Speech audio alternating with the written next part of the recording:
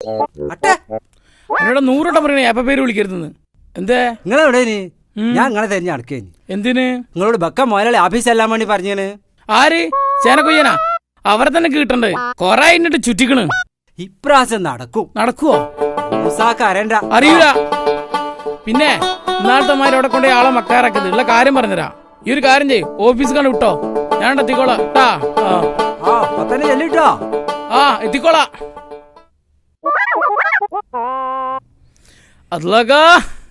ആരിത്? ബഷീറോ? അട്ട ബഷീറോ? കുത്തിരിക്കടോ. അല്ല, എന്റെ കല്യാണക്കാരെന്തായി? എന്താ നിശ്ചയം? എപ്പോഴാ പോണ്ടേ? കാരണന്മാരെ വിളിക്കാൻ കാത്തുക്കാണ്. കൊറേ നോക്കി നടക്കാൻ തുടങ്ങിയിട്ട്. എന്ത് കല്യാണോ? അണക്ക് നീ തടിമിക്ക് ഒരു കല്യാണോ? അത് ഞാൻ തന്നെ മുടക്കിക്കുന്നു. എടാ കള്ള സോറ, എന്റെ കമ്മീഷൻ മുഴുവൻ വാങ്ങി തിന്നിട്ട്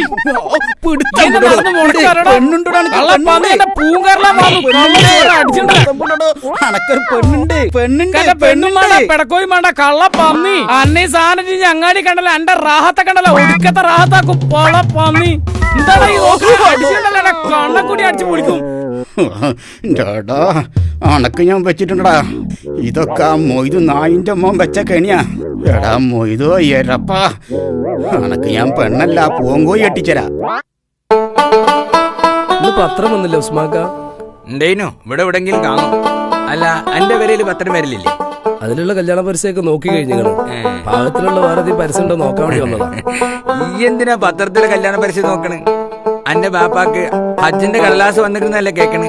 മൂപ്പരും കെട്ടി ഹജ്ജ് ചെയ്ത് വന്നാ പിന്നെ അന്റെ കല്യാണത്തിന് മുമ്പ് എതിർക്കണ മാറല്ലോ. അതിന് ബാപ്പ ഹജ്ജിന് പോയിട്ട് വേണ്ടേ? എന്താടോ ബാപ്പ ഓരോ ഞൊണ്ടിഞ്ഞായം പറയും. മൂപ്പര് അമ്പനും ബില്ലിനും അടുക്കണില്ല, അല്ലാതെ മറ്റ സമ്മതിക്കൂല. ഇവളെന്തിനാ പണ്ടാരടിക്കേ? പത്രം ഈ എന്തിനാ അതുമായിട്ട് ഇങ്ങോട്ട് വന്ന ഹബീബ? അന്നോട് ഞാൻ പലവട്ടം പറഞ്ഞില്ല ഇങ്ങോട്ട് വരണ്ടാന്ന്. വരാൻ എങ്ങനെ ബാപ്പ? ഇത് ഇങ്ങോട്ട് നടന്നു പോരോ? ഇങ്ങോട്ട് വേണ്ട.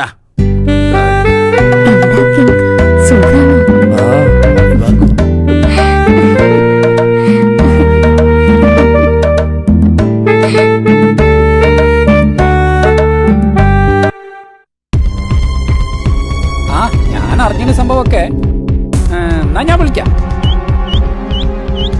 കേട്ടോ, ഞമ്മളെ മോനും ആ ഉസ്മാനിക്കാന്റെ മോളും കൂടി ഒളിച്ചോടിക്കണോല്ലേ?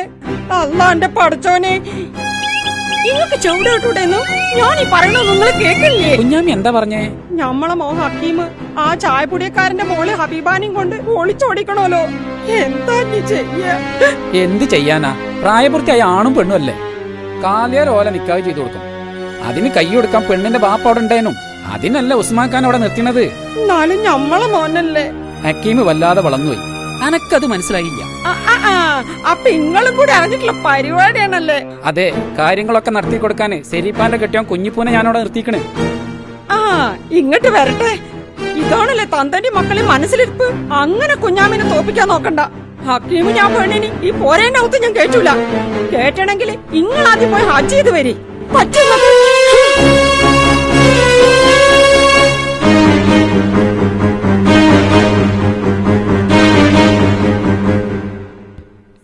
ഇതാണ് ചക്ക വീണപ്പോ മുയലിനെ കിട്ടുമെന്ന് പറയുന്നത്. ഏതായാലും ഉസ്മാക്ക ഭാഗ്യവാനാ.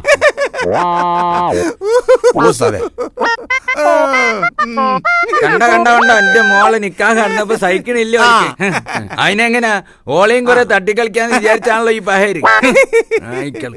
ഏതായാലും നിങ്ങളെ ഹാജത്ത് പോലെ തന്നെ ആയി. എപ്പോഴും പറയും നിന്റെ മോൾക്കൊരു പുതിയാപ്പളിനെ കിട്ടണം. അത് ഈ പീഡിയന്റെ അടുക്കളയ്ക്ക് ചേരുന്നതാകണം. മരുമോൻ അടുക്കളയ്ക്ക് ചേർന്നവൻ തന്നെ.